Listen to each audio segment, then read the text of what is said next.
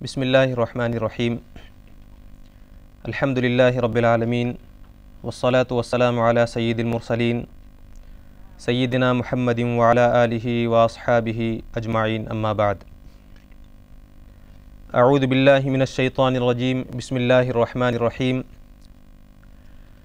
लिर्रिजालि नसीबुम मिम्मा तरकल वालिदानि वल अक़रबून वलिन्निसाइ नसीबुम मिम्मा तरकल वालिदानि वल अक़रबून मिम्मा क़ल्ल मिन्हु औ कथुर नसीबम मफ़रूज़ा सदक़ल्लाहुल अज़ीम।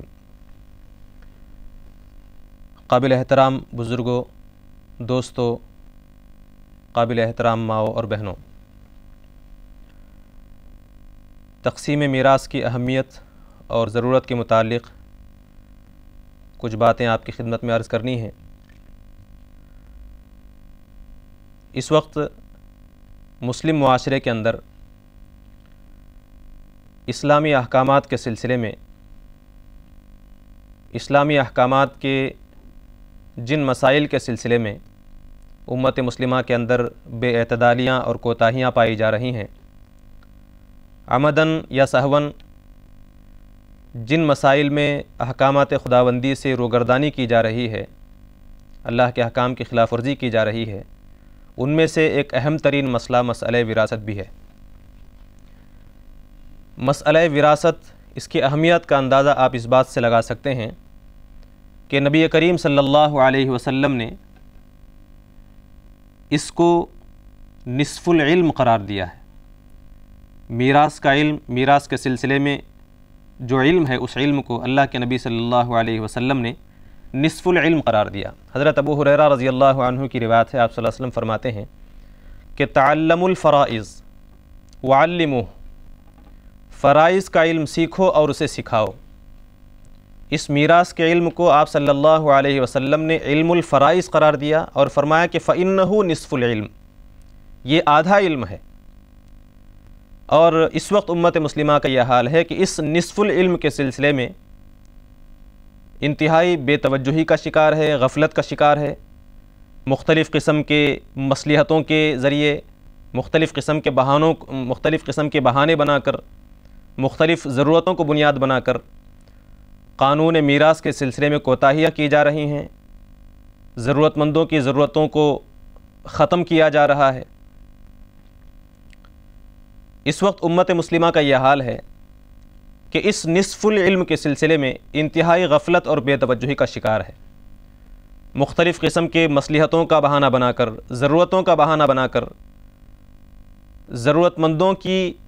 के हुकूक़ को ख़त्म करने की कोशिश की जा रही है, कमज़ोरों के हुकूक़ को दबाने की कोशिश की जा रही है।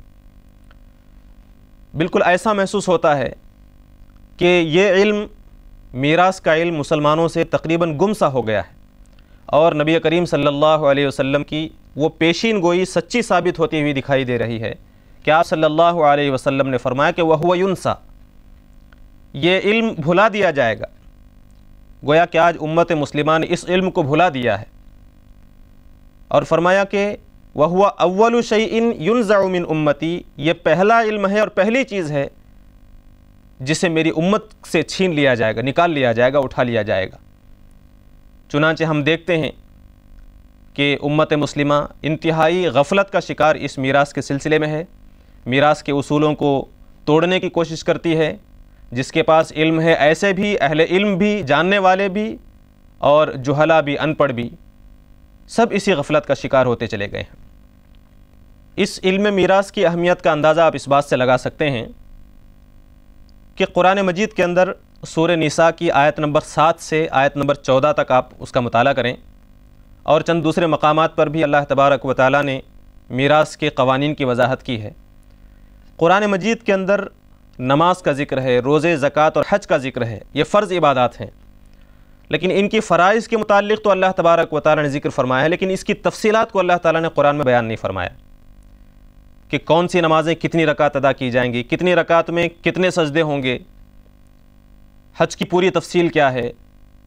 मुख्तलिफ़ किस्म के मनासिक जो अहादीस से साबित हैं, ये तफसीलात कुरान मजीद में नहीं मिलती, कुरान मजीद से साबित नहीं है। लेकिन आप सूरह निसा की आयत का और दूसरे मकामात के आयत का, आयत मीरास का मुताला करें, आपको मालूम होगा पूरी तफसील के साथ अल्लाह तबारक व तआला ने बताया है कि किसका कितना हिस्सा है। والدین ہیں تو دونوں کا کتنا حصہ ہوگا، اولاد کی موجودگی میں شوہر کا کتنا حصہ ہوگا،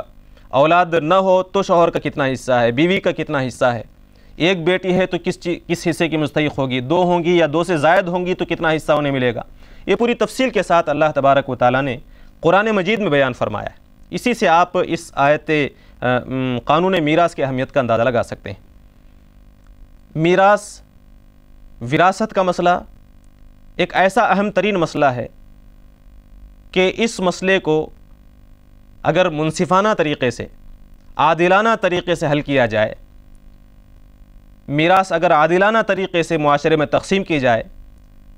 تو یہ معاشرے کی فلاح اور بہبودی کے لیے کافی ہو سکتی ہے۔ ترکے کی تقسیم اجتماعی اور معاشرتی زندگی کے اہم ترین مسائل میں سے ایک ہے۔ اسلامی نظام کے اندر تقسیم میراث کے جو اصول ہیں اور قوانین ہیں،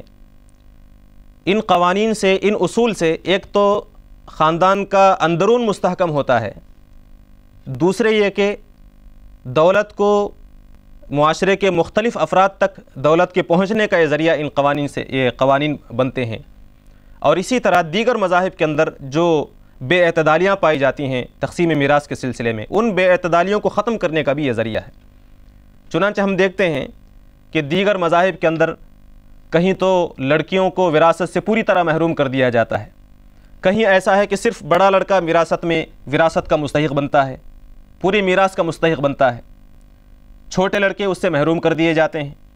عرب کے اندر، جاہلیت کے اندر یہ چیز تھی کہ صرف بڑا لڑکا یا پھر وہ لڑکے جو میدان جہاد میں ہتھیار اٹھا سکتے ہوں، دشمنوں کا مقابلہ کر سکتے ہوں، صرف وہی وراثت کے مستحق ہو سکتے ہیں، ان کے علاوہ کسی کو وراثت نہیں دی جا سکتی۔ اگر بیٹے موجود ہیں تو مرنے والا اپنے بیٹوں کے حق میں تو وصیت کر سکتا ہے، بیٹیوں کے حق میں وصیت نہیں کر سکتا۔ اس انداز کی مختلف قسم کی بے اعتدالیاں پائی جاتی تھیں۔ اسلام نے آ کر ان تمام چیزوں کا سدباب کیا اور ایک نہایت ہی منصفانہ اور عادلانہ نظام قائم کیا۔ چلیے ہم اس وقت دیکھنے کی کوشش کریں کہ اسلام نے وراثت کے سلسلے میں کیا احکامات بیان فرمائے ہیں۔ ایک شخص کے انتقال کے بعد جتنی چیزوں کا وہ مالک تھا، چاہے اس کی جائیداد وہ منقولہ ہو یا غیر منقولہ ہو، زمین ہو، گاڑی بنگلہ ہو، کیش ہو، بینک بیلنس ہو، اور جتنی بھی چیزیں جو اس کی ملکیت میں تھیں، چاہے وہ اس کے ذمے ہوں، اس کے پاس ہوں یا کسی اور کے ذمے واجب الادا ہوں، یہ ساری چیزیں جسے وہ چھوڑ کر اس دنیا سے جا رہا ہے، ان چیزوں کو ترکہ کہا جاتا ہے۔ ترکہ یعنی وہ چیزیں جسے ترک کر کے یہ شخص دنیا سے جا رہا ہے۔ اس کے سلسلے میں اسلام یہ اصول بتاتا ہے کہ اس کے انتقال کے بعد میں سب سے پہلے اس ترکے میں سے، میت کے اس مال میں سے اس کی تجہیز و تکفین کا انتظام کیا جائے گا۔ ایسا نہیں کہ جو کچھ وہ چھوڑ کر چلا گیا فوراً وراثت کی تقسیم شروع ہو جائے گی، ایسی بات نہیں ہے، بلکہ فرمایا کہ سب سے پہلے اس کے کفن دفن کا انتظام اس کے مال میں سے، اس کے ترکے میں سے کیا جائے گا۔ تجہیز اور تکفین، تجہیز و تکفین میں صرف وہی چیزیں ہوں گی جو شریعت کے اندر جائز ہوں، درست ہوں، سنت سے ثابت ہوں۔ غیر ضروری فضول خرچیاں اگر میت کے دوران کی جا رہی ہوں تجہیز و تکفین کے نام پر تو اس کا اعتبار نہیں ہوگا۔ غرض معتدل طریقے سے، درمیانے طریقے سے تجہیز و تکفین کا نظم کرنا، یہ اس کی ملکیت میں سے یہ سب سے پہلے حکم دیا گیا۔ تجہیز و تکفین کا انتظام اس کے اپنے مال میں سے ہوگا، الا ہے کہ اگر دوسرے وارثین یہ کہیں کہ اس کا خرچہ ہم خود برداشت کریں گے یا سب مل کر اس کا خرچہ دینے کے لیے تیار ہو تو ایک الگ بات ہے، ورنہ اس کے ترکے میں سے سب سے پہلے تجہیز و تکفین کا انتظام کیا جائے گا، اس کے اخراجات اس سے ہوں گے۔ دوسری بات یہ بیان فرمائی گئی کہ میت کا اگر کوئی قرضہ ہو، اس کے اوپر کسی دوسرے کی رقم واجب الادا ہو تو اس قرضے کو ادا کیا جائے گا۔ اس قرضے کو ادا کیے بغیر اگر وراثت کی تقسیم ہوگی تو درست نہیں ہوگا، اس لیے کہ وراثت کی تقسیم صرف اس مال میں ہوگی جس کا وہ میت مالک تھا۔ مرنے والا جن چیزوں کا مالک تھا اس میں وراثت کی تقسیم ہوگی۔ اس کے ذمے جس کا قرض ہے، ظاہر سی بات ہے کہ وہ رقم اس شخص کی ہے جسے ادا کرنی ہے، اس قرض کی رقم کا یہ مالک نہیں تھا مرنے والا شخص، لہٰذا اسے تقسیم نہیں کیا جا سکتا۔ سب سے پہلے اس قرض کو ادا کر دیا جائے گا، قرض کو پورا کرنے کی کوشش کی جائے گی،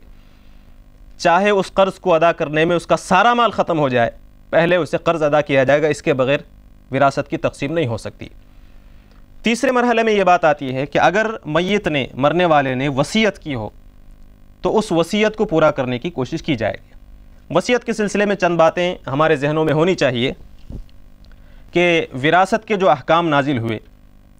وراثت کا جو قانون اللہ تبارک و تعالی نے نازل فرمایا سورہ نساء کے آیات کے ذریعے سے، اس سے پہلے وراثت کے تقسیم کے قانون سے پہلے حکم یہ تھا کہ مرنے والا اپنے مرنے سے پہلے رشتہ داروں کے لیے اور اپنے والدین کے لیے، متعلقین کے لیے وصیت کر جائے، یہ اس کے ذمہ فرض ہے، وصیت کرنا اس کے لیے لازمی ہے۔ قرآن میں فرمایا کہ کتب علیکم اذا حضر احدکم الموت ان ترک خیرا، جب کسی شخص کی موت آنے لگے،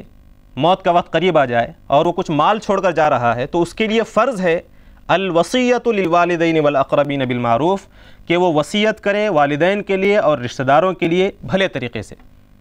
اور فرمایا حقا علی المتقین، یہ متقیوں پر حق ہے، ضروری ہے، فرض قرار دیا گیا تھا۔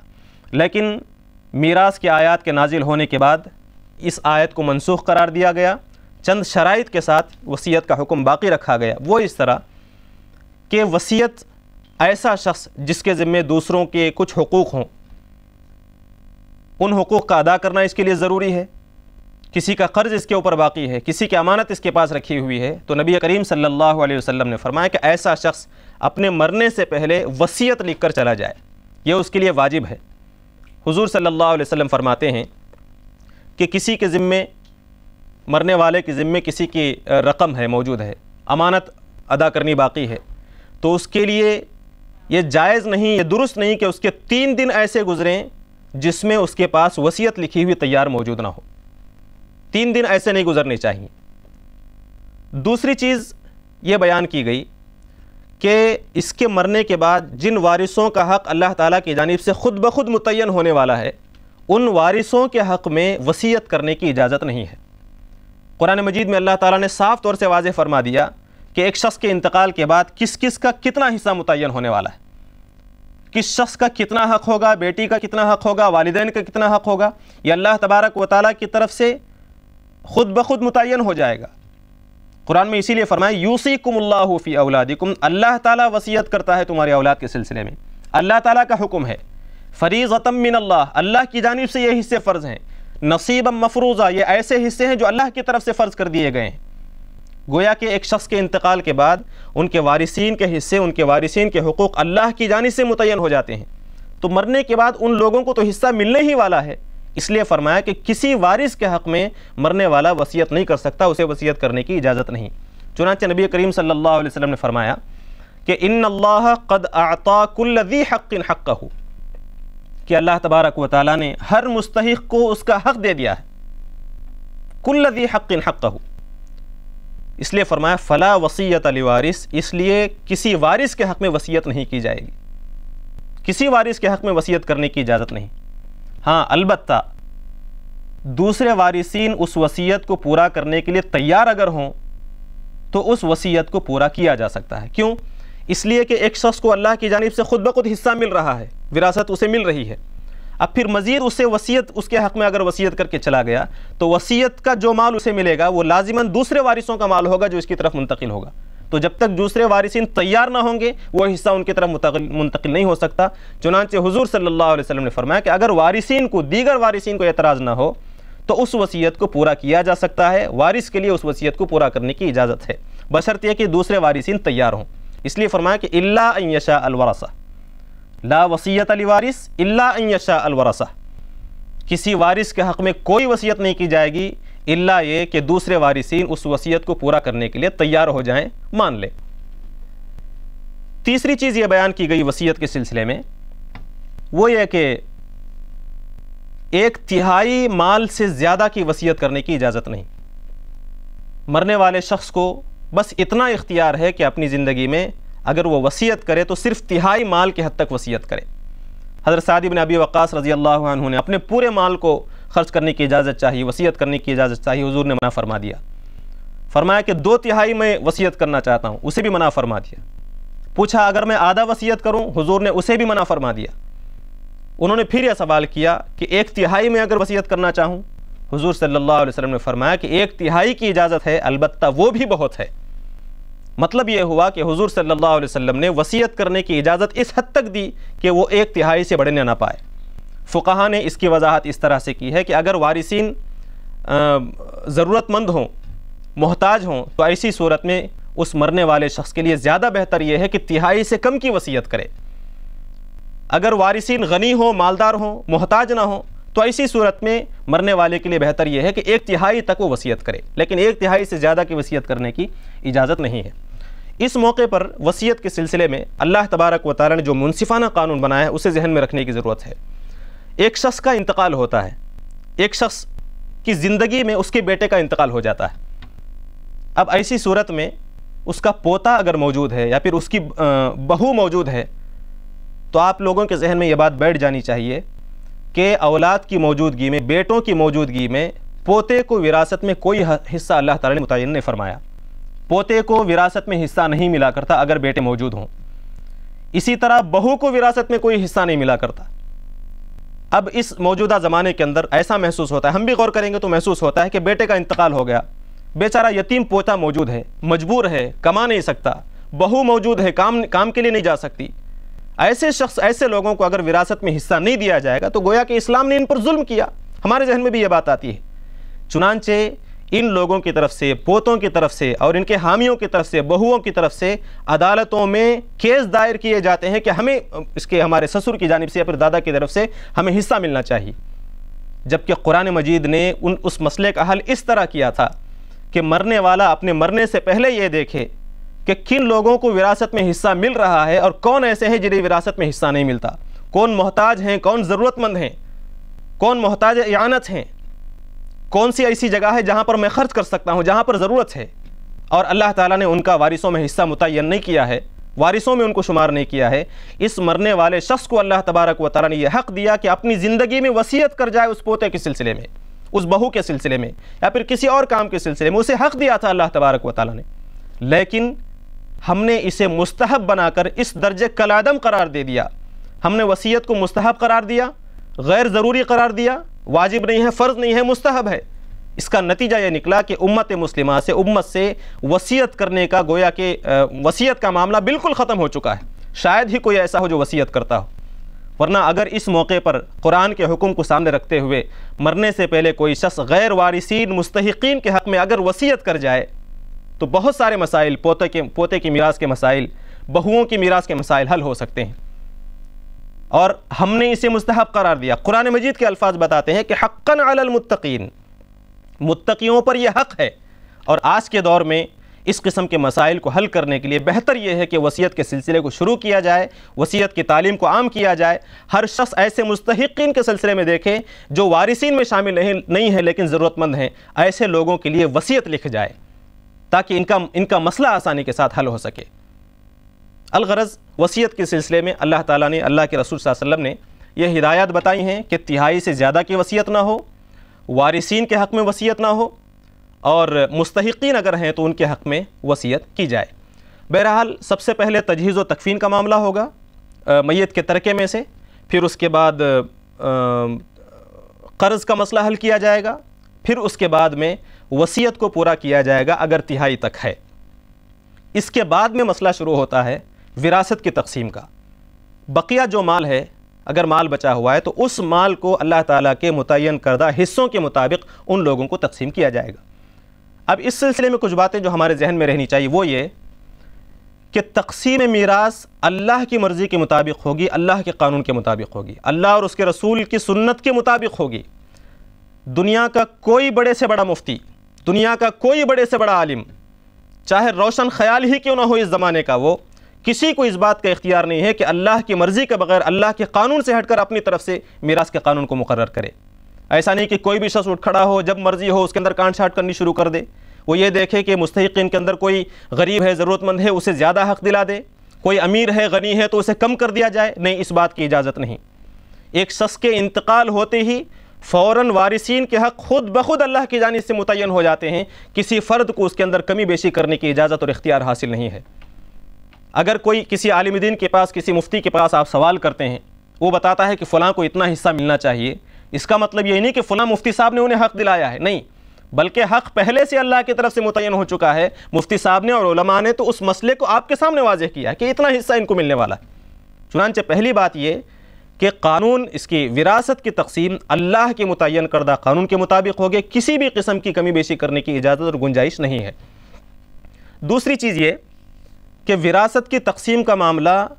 اس شخص کے مرنے کے بعد پیش آئے گا۔ ایسا نہیں کہ انتقال سے پہلے لوگ وراثت کے معاملے کو شروع کر دیں، نہیں،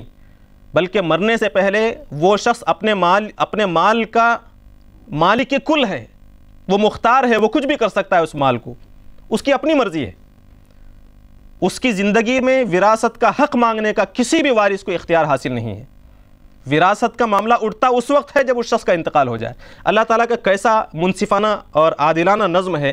کہ اللہ تبارک و تعالیٰ نے یہ واضح کر دیا، اسلام نے یہ واضح کر دیا کہ انتقال سے پہلے تک مکمل اختیار اس مرنے والے شخص کو ہے اس مال کے سلسلے میں، اور انتقال کے فوراً بعد مکمل اختیار اس مال کے سلسلے میں اللہ تبارک و تعالیٰ کو ہے، کسی اور فرد کو حاصل نہیں۔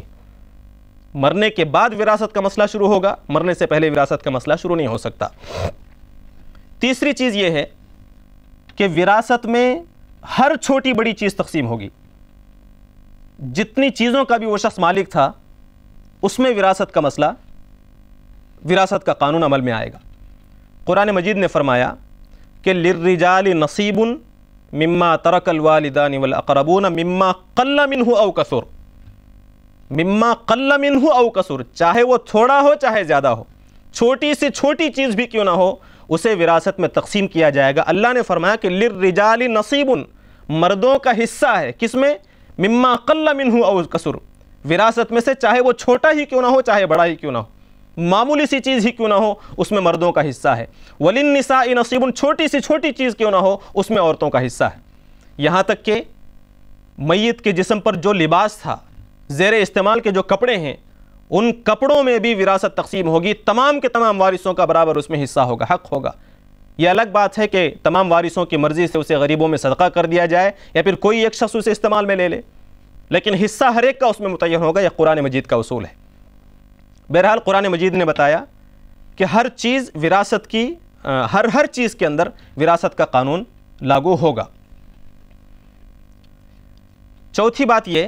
کہ آپ آیات میراث کا مطالعہ کریں، اس میں خصوصیت کے ساتھ اللہ تبارک و تعالیٰ نے یتیم کا ذکر فرمایا ہے کہ کسی شخص کے انتقال کے بعد اس کے بچے یتیم ہو جاتے ہیں اور وہ وارثین میں ہیں، مستحقین ہیں، اللہ تعالیٰ کی جانب سے ان کا حق متعین کیا گیا ہے۔ ایسے یتیموں کو کمزور دیکھ کر، مجبور دیکھ کر ان کے رشتہ داروں کی طرف سے ان کے پر ظلم کیا جاتا ہے اور ان کا حق مارنے کی کوشش کی جاتی ہے۔ بیچاروں کی حمایتی کوئی نہیں ہوتے، ان کے سرپرست ختم ہو گئے، تو اب ان کے چاچاؤں کی طرف سے، ان کے ماموں کی طرف سے، ان کے بھائیوں کی طرف سے ان پر ظلم ہوتا ہے اور ان کا حصہ چھیننے کی، ان پر دباؤ ڈال کر ان کا حق مارنے کی کوشش کی جاتی ہے۔ چنانچہ اللہ کے نبی صلی اللہ علیہ وسلم کے پاس حضرت سعد ابن ربیع رضی اللہ عنہ کی بیوی اپنی 2 بچیوں کو لے کر آپ صلی اللہ علیہ وسلم کے پاس آتی ہیں اور آ کر یہ عرض کرتی ہیں کہ یا رسول اللہ صلی اللہ علیہ وسلم، یہ سعد کی 2 بچیاں ہیں، وہ سعد جنہوں نے جنگ احد میں شہادت حاصل کی، ان کی شہادت کے بعد ان کے چچاؤں نے ان کے سارے مال پر قبضہ کر لیا ہے، اب ان بچیوں سے شادی کون کرے گا؟ ایسے موقع پر اللہ تبارک و تعالیٰ نے جو آیت نازل فرمائی ہے وہ کمزوروں کا حق مارنے والوں کے لیے درس عبرت ہے، ایسے ظالموں کے لیے دردناک وعید سناتی ہے۔ اللہ تعالیٰ نے قرآن میں فرمایا ان الذین یأکلون اموال الیتامی ظلما، بے شک جو لوگ یتیموں کا مال کھاتے ہیں، ظلماً ظالمانہ طریقے سے کھاتے ہیں، دراصل انما یأکلون فی بطونہم نارا، دراصل وہ اپنے پیٹ انگاروں سے، آگ سے بھر رہے ہیں، وسیصلون سعیرا، عن قریب وہ بھڑکتی ہوئی آگ میں داخل ہوں گی۔ اللہ تعالیٰ نے قرآن میں واضح فرما دیا کہ یتیموں کا مال ہڑپ کرنے کی کوشش کرنے والے دراصل وہ مال نہیں کھا رہے ہیں، اپنے پیٹ کو جہنم کی آگ سے بھر رہے ہیں۔ ایسی خوفناک آیت اللہ تبارک و تعالیٰ نے نازل فرمائی۔ نبی کریم صلی اللہ علیہ وسلم نے فرمایا کہ قیامت کے دن کچھ لوگ ایسے ہوں گے جن کے پیٹ سے آگ زبردست نکل رہی ہوگی، آگ کے شعلے نکل رہے ہوں گے، اور شعلے ناک سے، کان سے اور آنکھوں سے اور منہ سے باہر نکل رہے ہوں گے۔ یہ وہ لوگ ہوں گے جنہوں نے یتیموں کا حق ناجائز طریقے سے کھایا تھا۔ ایک اور موقع پر اللہ کے نبی صلی اللہ علیہ وسلم نے فرمایا کہ کچھ لوگ قیامت میں ایسے اٹھائے جائیں گے کہ جن کے منہوں سے آگ بھڑک رہی ہوگی، جن کے پیٹ سے آگ نکل رہی ہوگی۔ نبی کریم صلی اللہ علیہ وسلم سے صحابہ نے دریافت کیا کہ یہ کون لوگ ہوں گے؟ اللہ کے نبی صلی اللہ علیہ وسلم نے پوچھا کہ کیا تم نے وہ آیت نہیں پڑھی؟ پھر یہ آیت پڑھ کر سنائی آپ صلی اللہ علیہ وسلم نے کہ ان الذین یأکلون اموال الیتامی ظلما انما یأکلون فی بطونہم نارا، کہ جو لوگ یتیموں کا مال ظالمانہ طریقے سے کھاتے ہیں، دراصل وہ اپنے پیٹ میں جہنم کی آگ بھر رہے ہیں۔ نبی کریم صلی اللہ علیہ وسلم نے ایک اور موقع پر فرمایا تھا کہ اخرج مال الضعیفین، دو کمزوروں کا مال نکالو۔ دوسرے الفاظ ہیں کہ احرج مال الضعیفین، دو کمزور لوگوں کے مال سے بچنے کی تنبیہ میں تمہیں کرتا ہوں۔ المرأۃ والیتیم، ایک یتیم ہے دوسری عورت ہے، ان کمزوروں کے مال سے بچنے کی کوشش کرو۔ ان کا مال ہڑپ کرنا، ان کا مال ناجائز طریقے سے لینا تمہاری آخرت کی تباہی کا ذریعہ بن سکتا ہے، اس لیے نبی کریم صلی اللہ علیہ وسلم نے تنبیہ فرمائی۔ دوسری چیز، ان آیات کا آپ مطالعہ کریں تو عورتوں کے حقوق کا بھی اللہ تبارک و تعالیٰ نے ذکر فرمایا۔ ایک تو یہی حدیث جو میں نے آپ کے سامنے پیش کی، حضور صلی اللہ علیہ وسلم نے فرمایا کہ یہ کمزور ہوتے ہیں، یتیم اور عورت، تو ان کے مال سے بچنے کی کوشش کی جانی چاہیے۔ قرآن مجید میں اللہ تعالیٰ نے یہ واضح فرمایا کہ جس طرح مردوں کا حصہ ہے وراثت کے اندر، اسی طرح عورتوں کا بھی حصہ ہے۔ جاہلیت کے اندر اور دوسرے مذاہب کے اندر عورتوں کو مکمل طور سے محروم کرنے کی کوشش کی جاتی ہے۔ جاہلیت میں کیا بلکہ آج کے دور میں بھی ہم دیکھیں، عورتوں کا حق مارنے کی پوری کوشش کی جاتی ہے، انہیں ان پر دباؤ ڈال کر، مختلف قسم کے بہانوں کے ذریعے سے، مختلف ضرورتوں کا بہانہ کر کے ان پر دباؤ ڈال کر ظالمانہ طریقے سے ان کے حق کو پوری طرح غصب کیا جاتا ہے، یا پھر کم سے کم کرنے کی کوشش کی جاتی ہے۔ قرآن مجید نے فرمایا کہ نہیں، للرجال نصیب وللنساء نصیب، اللہ تبارک و تعالیٰ نے اسی مسئلے کو حل کیا کہ مردوں کو بھی ان کا حصہ ملنا چاہیے اور عورتوں کو بھی ان کا حصہ ملنا چاہیے۔ قرآن مجید کا اسلوب آپ دیکھیں، اللہ تعالیٰ فرماتا ہے کہ للرجال نصیب مما ترک الوالدان والاقربون، پھر فرمایا کہ وللنساء نصیب مما ترک الوالدان والاقربون، مردوں کے لیے ان کے والدین اور ان کے رشتہ داروں کے چھوڑے ہوئے ترکے میں سے حصہ ہے، عورتوں کے لیے ان کے والدین اور رشتہ داروں کے چھوڑے ہوئے ترکے میں سے حصہ ہے۔ اللہ تعالیٰ اگر چاہتا تو یہ بات اس طرح کہی جا سکتی تھی کہ للرجال وللنساء نصیب، مردوں کے لیے اور عورتوں کے لیے حصہ ہے اس ترکے میں سے جو والدین اور رشتہ دار چھوڑ کر چلے جائیں، لیکن اسلوب اللہ تعالیٰ نے اس طرح اختیار کیا کہ پہلے مردوں کے بارے میں کہا کہ انہیں حصہ ملے گا، پھر وہی جملہ عورتوں کے ساتھ لگایا اللہ تعالیٰ نے کہ انہیں بھی حصہ ملے گا۔ بالکل اس کی مثال ایسی ہے جیسے آپ کو کسی شخص نے اپنے گھر کی شادی میں دعوت دی اور کہا کہ پورے گھر والوں کے ساتھ آپ تشریف لائیے، تو آپ کے تمام گھر والوں کو دعوت مل گئی، لیکن ساتھ میں یہ کہا گیا کہ اپنے بڑے بیٹے کو بھی لائیے، اپنے اس بچے کو بھی لائیے جو دبئی میں رہا کرتا تھا، پرسوں آیا ہوا ہے، اسے بھی لائیے۔ تو بات وہی ہے، لیکن دوبارہ اس آپ کے بڑے بیٹے کا اور دوسرے فرزند کا نام لے کر ذکر کرنے سے جو اہمیت بڑھ جاتی ہے، جو فرق ہوتا ہے، یہی فرق اس میں آپ محسوس کر سکتے ہیں۔ اللہ تعالیٰ نے انہی الفاظ کو دوبارہ دہرایا، مردوں کے لیے بھی اتنا حصہ ہے اور عورتوں کے لیے بھی حصہ ہے اس ترکے میں سے۔ مزید یہ کہ اللہ تبارک و تعالیٰ نے ایک اور طریقہ اختیار کیا، یہ فرمایا کہ للذکر مثل حظ الانثیین یوصیکم اللہ فی اولادکم۔ سب سے پہلے وراثت کی تقسیم کی بات کرتے ہوئے اللہ نے بیان فرمایا کہ اللہ تعالیٰ تمہیں حکم دیتا ہے تمہارے اولاد کے سلسلے میں، اور سب سے پہلا حق کس کا بتایا؟ للذکر مثل حظ الانثیین، مرد کو عورت کا دگنا دیا جائے گا۔ آپ ذرا اسلوب کلام پر غور کریں، اللہ تعالیٰ نے جس انداز سے الفاظ استعمال فرمائے ہیں کہ مرد کو عورت کا دگنا دیا جائے گا، اللہ تعالیٰ یہ بھی تو فرما سکتا تھا کہ مرد کو جتنا ملتا ہے اس سے آدھا عورت کو دیا جائے گا، یہ بھی تو بات کہی جا سکتی تھی، لیکن آیت سے یہ معلوم ہوتا ہے اور بعض مفسرین نے بھی یہ بیان کیا کہ اصل حصہ عورت کا قرار دیا گیا، کہ عورت کے حصے کو پیمانہ بنایا گیا کہ عورت کو جتنا حصہ ملتا ہے اس سے دگنا مرد کو دیا جائے، یعنی عورت کا حصہ تو ملنا ہے ہی، اس کا دگنا مرد کو دیا جائے،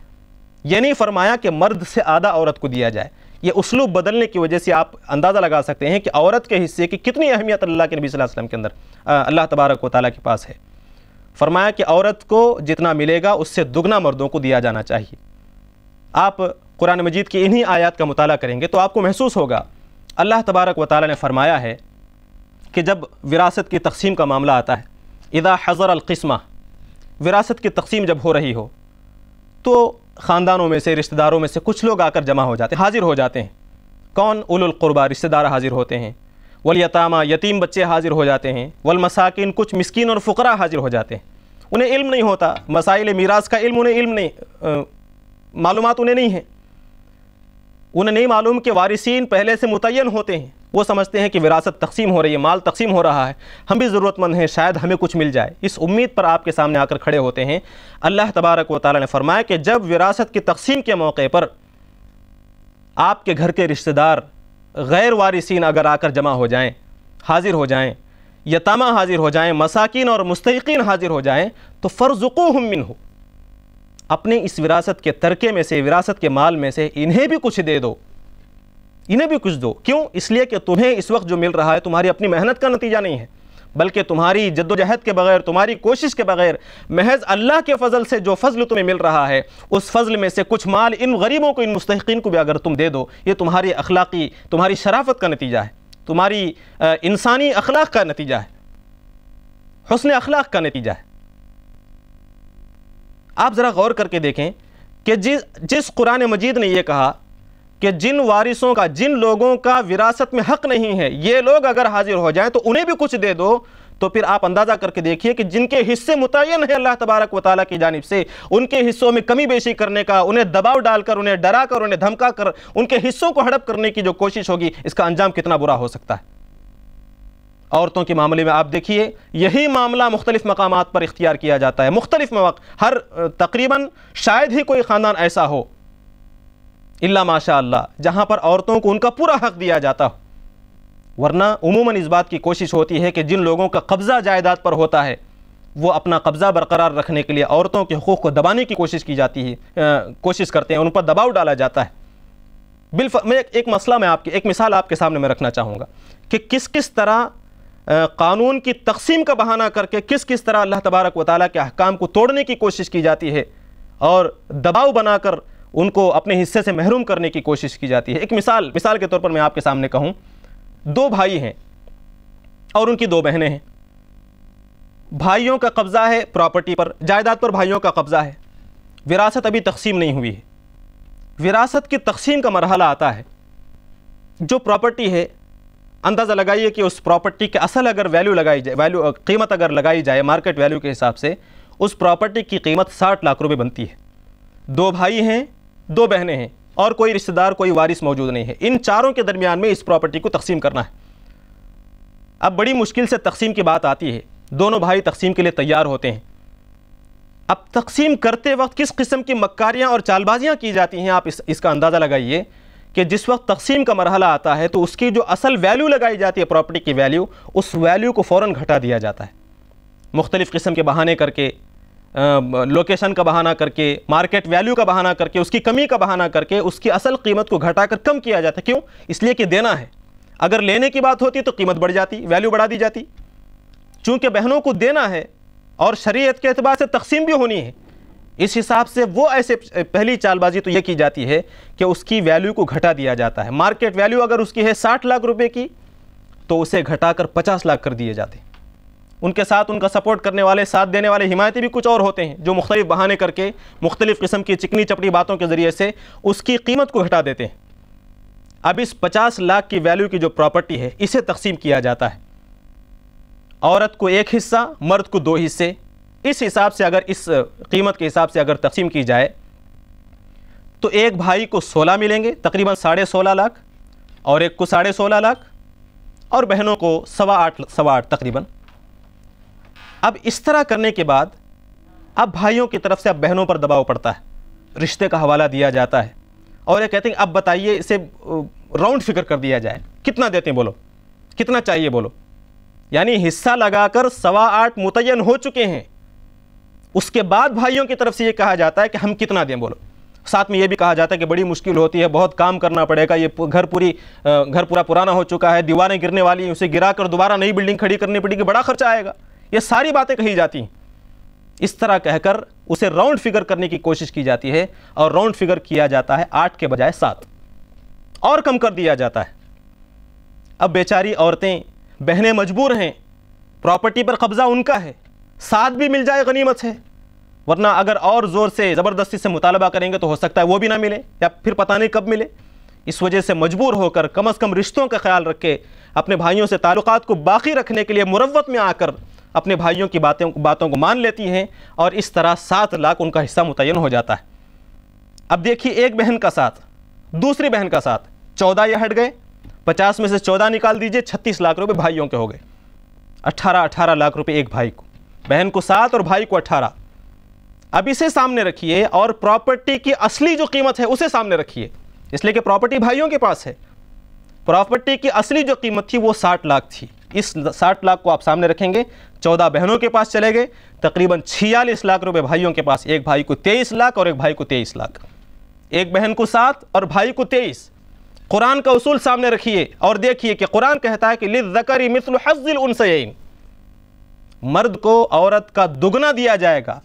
لیکن 7 کے مقابلے میں 24 کا حساب لگا کر دیکھیے, 3 گنا سے بڑھ گیا. عورت کو 7 حصے, بہن کو 7 لاکھ روپے, اور اس کے مقابلے میں 7 یا 21 24 لاکھ روپے ایک بھائی کو مل رہے ہیں.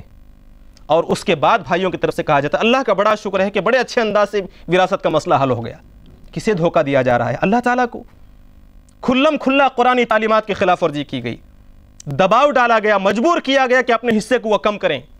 ناجائز طریقے سے عورت کے حصے کو کھینچا گیا, اپنے قبضے میں لیا گیا. اور ہم یہ کہتے ہیں کہ اللہ کا شکر ہے کہ بڑے اچھے انداز سے وراثت کی تقسیم ہوئی. یاد رکھیے, اس طرح کے تقسیم کر کے ان بھائیوں نے یا پھر اس شخص نے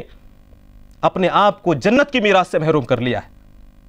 نبی کریم صلی اللہ علیہ وسلم نے فرمایا من قطع میراث وارثہ, جس نے اپنے کسی وارث کو وراثت سے محروم کیا, قطع اللہ میراثہ یوم القیامہ من الجنہ, اللہ تبارک و تعالی قیامت کے دن جنت کی میراث سے اسے محروم کر دے گا. نبی کریم صلی اللہ علیہ وسلم نے فرمایا کہ جو شخص ناجائز طریقے سے بالشت بھر بھی اگر کسی کی زمین لے لیتا ہے تو قیامت کے دن اس کے گلے میں 7 زمینوں کا طوق ڈالا جائے گا, یا پھر یہ فرمایا کہ 7 زمینوں کے اندر اسے دھسایا جائے گا. دنیا کے اندر ہو سکتا ہے کہ ہم یہ کہہ دیں کہ بہت اچھا حل ہوا مسئلہ. ان تمام چیزوں کو سامنے رکھنے کی ضرورت ہے, اور جو بے اعتدالیاں ہوتی ہیں, جو خرابیاں ہوتی ہیں, ان سے بچنے کی ضرورت ہے. چند اور باتیں میں آپ کے سامنے رکھ کر اپنی گفتگو ختم کرنا چاہوں گا. وراثت کی جو تقسیم ہوگی وہ شرعی قانون کے مطابق ہونی چاہیے, کسی غیر اسلامی قانون کے مطابق نہیں. اگر بالفرض ایسا ہوا کہ آپسی مسئلہ حل نہ ہونے کے نتیجے میں کسی غیر شرعی قانون کے پاس پہنچنے کی ضرورت پیش آئی اور وہاں سے کچھ انصاف ہوا, تو ہر وارث کے لیے اتنا ہی مال اور اتنی ہی جائیداد لینے کا اختیار ہے جتنا اللہ تبارک و تعالیٰ نے متعین کر دیا ہے. اس سے ایک حبہ, ایک دانہ بھی زیادہ لینے کا اختیار نہیں. مثال کے طور پر عورت کو آدھا حصہ ہے, اگر غیر اسلامی قانون نے اسے 1 حصہ دلایا تو اس عورت کے لیے لازمی ہے کہ اپنے حصے سے زیادہ جتنا بھی ہے اس سے دستبردار ہو, اس لیے کہ وہ دوسروں کا ہے. دوسری بات یہ ہے کہ اگر ایک شوہر کی کئی بیویاں ہوں, ان کے الگ الگ بچے ہوں, تو وراثت کی تقسیم کرتے ہوئے سوتیلے بچوں میں اور ان بچوں میں, سگے بچوں میں, سوتیلے بھائیوں میں کوئی فرق نہیں کیا جائے گا. میت کی دونوں بھی اولاد ہیں. ایسا نہیں کہ میت جس گھر میں رہ رہا تھا اسے حق ملے اور دوسروں کو نہ ملے, نہیں, دونوں بیویوں کو برابر حق ملے گا اور دونوں بچوں کو برابر حق ملنا چاہیے. اسی طرح ایک مسئلہ یہ آتا ہے, عام طور سے ہم نے یہ سنا ہے کہ جو پراپرٹی باپ نے خریدی تھی اس میں تو تمام کو تقسیم کر دیا جائے گا, لیکن جو جائیداد دادا کی طرف سے باپ کو منتقل ہوئی تھی وہ صرف ان لوگوں کو دی جائے گی جن کے پاس باپ رہتا تھا. نہیں, ایسی بات نہیں. کسی اور کا قانون وہ ہو سکتا ہے, لیکن اسلامی قانون یہ ہے کہ اس کے مرتے وقت جن چیزوں کا بھی وہ مالک تھا, چاہے وہ چیز کہیں سے بھی آئی ہو, دادا سے آئی ہو, کسی نے تحفے میں دی ہو, یا پھر اس نے خریدی ہو, ان تمام چیزوں کا یہ شخص مالک تھا. اس کے انتقال کے بعد تمام چیزوں کو برابر تقسیم کیا جائے گا. ایسا نہیں کہ دادا کی پراپرٹی الگ, ان کی پراپرٹی الگ. ایک اور بہانہ یہ کیا جاتا ہے کہ سوتیلے بھائیوں کو محروم کرنے کے لیے باپ کے انتقال کے فوراً بعد اس پوری پراپرٹی کو بیوی کا نام کر دینے کی کوشش کی جاتی ہے. یہ بھی ناجائز ہے, سراسر ناجائز ہے. اس لیے کہ آپ جو پراپرٹی بیوی کے نام کرنا چاہ رہے ہیں وہ باپ کی پراپرٹی نہیں ہے, بلکہ وہ پراپرٹی جو بطوں میں تقسیم ہو چکی باپ کے مرتے ہی, باپ کے انتقال ہوتے ہی فوراً وارثوں میں وہ حصہ متعین ہو جاتا ہے. اب اگر کسی بیوی کے نام اگر آپ کرنا چاہتے ہیں, منتقل کرنا چاہتے ہیں, تو گویا کہ ان وارثوں کا حق متعین کرنا چاہتے ہیں, اور اس کی اجازت اور گنجائش نہیں ہے. اسی طرح ایک اور مسئلہ یہ کہ جو داماد ہوتے ہیں وہ اپنے سسر سے رشتہ مانگنے کے لیے بیٹھ جاتے ہیں, سسر سے حصہ مانگنے کے لیے بیٹھ جاتے ہیں. داماد کا اور بہو کا وراثت میں کوئی حصہ نہیں ہوتا. بیٹی کا ہے, بیٹے کا ہے. بیٹی کے شوہر کا نہیں ہو سکتا, بیٹے کے بیوی کا نہیں ہو سکتا. اسی طرح آنکھ کرنے کا ایک مسئلہ عام ہوتا چلا جا رہا ہے. بیٹا نافرمان ہے, زندگی میں اسے گھر سے باہر کر دیا, نافرمان ہے, اسے ترکے میں کوئی حصہ نہیں ملنا چاہیے, باپ نے وصیت کر دی, نہیں, اس وصیت کا اعتبار نہیں ہو سکتا. کسی بیٹے کو آنکھ کرنے کی گنجائش نہیں, اس لیے کہ یہ جو وراثت جو تقسیم ہوتی ہے یہ اطاعت اور فرما برداری کی بنیاد پر نہیں بلکہ رشتے کی بنیاد پر تقسیم ہوتی ہے, اور نافرمانی کی وجہ سے رشتہ نہیں ٹوٹ سکتا. اس نافرمان بچوں کو بھی لازماً حصہ ملنا چاہیے. بچہ چاہے جتنا بھی نافرمان کیوں نہ ہو, اللہ کی طرف سے اس کے لیے بھی حصہ متعین رہتا ہے. اسی طرح لڑکیوں کے لیے جو بات کہی جاتی ہے کہ ہم نے زندگی میں اس کی شادی کر دی تھی لہٰذا وراثت میں کوئی حصہ نہیں ہے، ہم نے جہیز دے دیا تھا اس لیے کوئی حصہ نہیں ہے، باپ نے ان کی زندگی میں کوئی جگہ ان کے نام لکھ دی تھی، وہ سب زندگی کا معاملہ ہوا۔ انتقال کے فوراً بعد چاہے آپ نے اس کی زندگی میں، باپ کی زندگی میں ہزاروں لاکھوں اس پر خرچ کیے ہوں، لیکن انتقال کے فوراً بعد بیٹی کا لازماً حصہ کچھ نہ کچھ متعین ہو جاتا ہے اور وہ لازماً اسے دینا پڑے گا، اس میں کسی قسم کی کمی نہیں کی جا سکتی۔ آخری بات یہ کہ اگر وراثت کی تقسیم ہونے کے بعد میں کوئی ایسی رقم آ جائے جو مرنے والے شخص کو آنی تھی اس کی زندگی میں، وراثت کی تقسیم کے بعد آ جائے، تو ایسا نہیں کہ جو شخص ماں سے یا باپ سے قریب تھا اسے وہ ساری رقم دی جائے، نہیں، اس میں بھی اس واپس ہونے والی قرض کی رقم میں بھی تمام کے تمام وارثوں کا برابر حصہ ہوگا۔ قرآن کے فرمان کے مطابق وہ دوبارہ تمام کے تمام وارثوں میں تقسیم کر دیا جائے گا۔ قابل احترام بزرگوں اور دوستوں، ماؤں اور بہنوں، یہ تقسیم میراث کے سلسلے میں جو باتیں آپ کے سامنے آئیں اسے ذہن میں رکھیں اور آیات وراثت کو دوبارہ ایک مرتبہ پڑھیں۔ آخر میں جب پہنچیں گے تو اللہ تبارک و تعالیٰ نے فرمایا، ایک تو پہلی بات تو یہ کہ اللہ نے فرمایا یوصیکم اللہ، یہ اللہ کی وصیت ہے۔ دوسرا ہے کہ فریضۃ من اللہ، یہ اللہ کی جانب سے فرض ہے۔ تیسرا ہے کہ نصیبا مفروضہ، یہ جو حصے ہیں اللہ کی طرف سے فرض کرنا ہے۔ اس کے بعد اللہ نے فرمایا تلک حدود اللہ، یہ جو قوانین اللہ تبارک و تعالیٰ نے بیان کر دیے ہیں یہ قوانین یہ اللہ تبارک و تعالیٰ کے حدود ہیں، باؤنڈریز ہیں۔ ومن یتعد حدودہ، ایک تو فرمایا تلک حدود اللہ، ومن یطع اللہ ورسولہ، ان قوانین کی جو شخص پاسداری کرے گا، ان حدود کی جو شخص پاسداری کرے گا، قانون میراث کے اصول میراث کے مطابق جو شخص وراثت کو تقسیم کرے گا اور اللہ اور اس کے رسول کی اطاعت کرے گا، ومن یطع اللہ ورسولہ یدخلہ جنات تجری من تحتها الانہار، اسے اللہ تبارک و تعالیٰ ایسے باغات میں داخل فرمائے گا جس کے نیچے نہریں بہتی ہوں گی۔ ذالک الفوز العظیم، یہ بہت بڑی کامیابی ہے۔ اللہ کے اصول اور قوانین میراث کو، تقسیم میراث کے قانون کے مطابق جو شخص چلے گا، وراثت تقسیم کرے گا، اسے جنت میں داخل کیا جائے گا، ایک بڑی کامیابی سے وہ ہمکنار ہوگا۔ اس کے برخلاف ومن یتعد حدودہ، جو اللہ تبارک و تعالیٰ کے حدود کو پھلانگے گا، اللہ تبارک و تعالیٰ کے حدود کو توڑنے کی کوشش کرے گا، قانون کی خلاف ورزی کرے گا، قانون میراث کی مخالفت کرے گا اور دباؤ ڈال کر یا مختلف قسم کے ہیلے بہانوں کے ذریعے سے اصول میراث کو ختم کرنے کی کوشش کرے گا، کسی کا حق مارنے کی کوشش کرے گا، تو گویا کہ اس نے اللہ کے حدود سے تجاوز کیا۔ تو اللہ تبارک و تعالیٰ نے فرمایا یدخلہ نارا، ایک تو یہ کہ اللہ تعالیٰ اسے جہنم میں داخل کرے گا، خالداً فیہا، دوسری چیز یہ ہے کہ اس میں وہ ہمیشہ رہے گا، تیسری چیز یہ ہے کہ وَلَهُ عَذَابٌ مُّهِينٌ، اس کے لیے رسوا کن عذاب ہے، رسوا کن عذاب اسے دیا جائے گا۔ تین باتیں اللہ نے فرمائی، یدخلہ نارا، جہنم میں داخل ہوگا، خالداً فیہا، اس میں وہ ہمیشہ رہے گا، خلود فی النار کی سزا اللہ تعالیٰ نے بیان فرمائی، اور یہ سزا قرآن مجید نے کافروں کے لیے بیان کی ہے۔ تین مقامات ایسے ہیں، تین لوگ ایسے ہیں جن کے بارے میں اللہ تبارک و تعالیٰ نے مسلمان ہونے کے باوجود بھی ایسی سزا کا ذکر کیا ہے خلود فی النار کا، جو کافروں کے لیے ہے۔ ایک تو وہ شخص، وہ مومن، وہ مسلمان جو کسی مومن کو جان بوجھ کر قتل کرتا ہے۔ دوسرا وہ شخص جو سود کی قباحت اور برائیوں کو جاننے کے باوجود سودی معاملے سے بچنے کی کوشش نہیں کرتا، اس کے لیے بھی ہمیشہ کی جہنم کی سزا اللہ نے سنائی۔ تیسرا وہ شخص جو وراثت کے اصولوں کے اندر کمی بیشی کرنے کی کوشش کرتا ہے، ایسے شخص کے بارے میں بھی اللہ نے فرمایا کہ جہنم میں داخل ہوگا، اللہ تبارک و تعالیٰ اسے اس میں ہمیشہ رکھے گا۔ قابل احترام بزرگوں، دوستوں اور ماں اور بہنوں، ان تمام باتوں کو ذہن میں رکھتے ہوئے ضرورت اس بات کی ہے کہ ہم اس نصف العلم سے اپنا تعلق جوڑنے کی کوشش کریں، علم الفرائض کو سیکھنے اور جاننے کی کوشش کریں۔ وراثت کے سلسلے میں ہمارے گھروں کے اندر، ہمارے بھائیوں کے اندر اور ہمارے رشتہ داروں میں، ہماری بستیوں میں جس قسم کی کوتاہیاں ہوتی ہیں، ان کوتاہیوں کو، بے اعتدالیوں کو، نافرمانیوں کو ختم کرنے کی ہم کوشش کریں اور اس علم کو زیادہ سے زیادہ عام کرنے کی اور امت مسلمہ کو اللہ تبارک و تعالیٰ کے غضب سے بچانے کی ہم کوشش کریں۔ اللہ تعالیٰ سے دعا ہے کہ اللہ تبارک و تعالیٰ ان باتوں کو سمجھنے اور اس پر عمل کرنے کی توفیق نصیب فرمائے۔ وآخر دعوانا ان الحمد للہ رب العالمین۔